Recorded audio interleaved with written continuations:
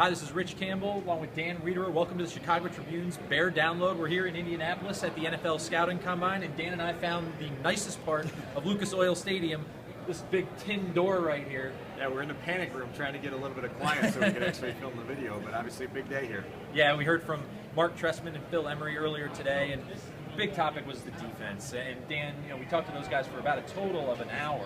What stood out to you most about what they had to say about the defense and the rebuilding process that's going on that side of the ball? I think it's very obvious that from now through mid-May, the big topic is going to be defense. And I think that for the first time since the first week of January, we heard Mark Trestman and Phil Emery sort of express their vision a little bit more concretely about where this thing is headed.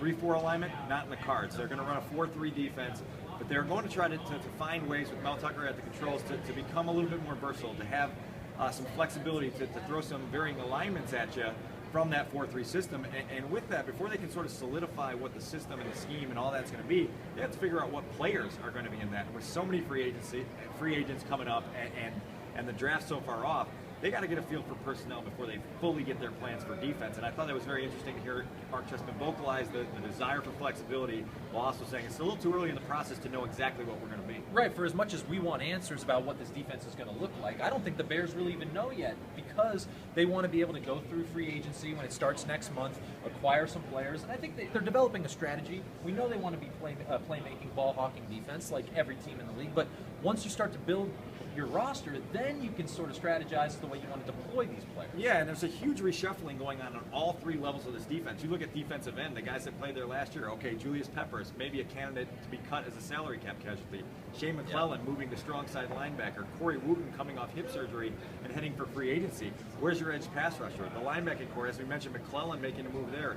John Bostic now going to perhaps adapt to a different role, perhaps competing at strong side while also auditioning at the middle linebacker slot.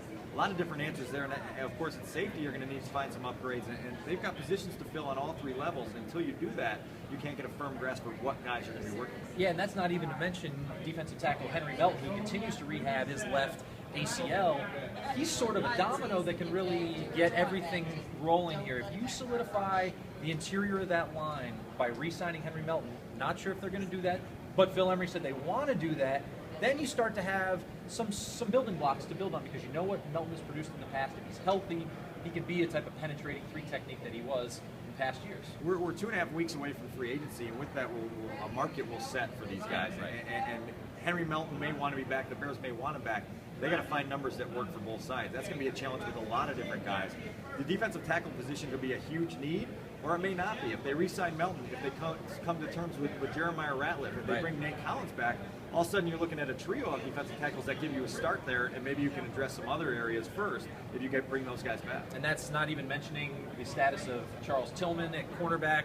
It seems like the Bears are set on making him a firm financial offer. Maybe Tillman decides to take it and come back. Maybe he decides to find something elsewhere, and maybe he gets something elsewhere, and he'll have to finish his playing career somewhere else. That'll be another interesting one to follow. So many different storylines with all this movement, rebuilding that side of the ball. Without question. And with Tillman, I think it boils down to what does he want? Can the Bears make it happen for him? And if they can't, both sides seem to be really understanding that this is the NFL. They've been around long enough. This is a business.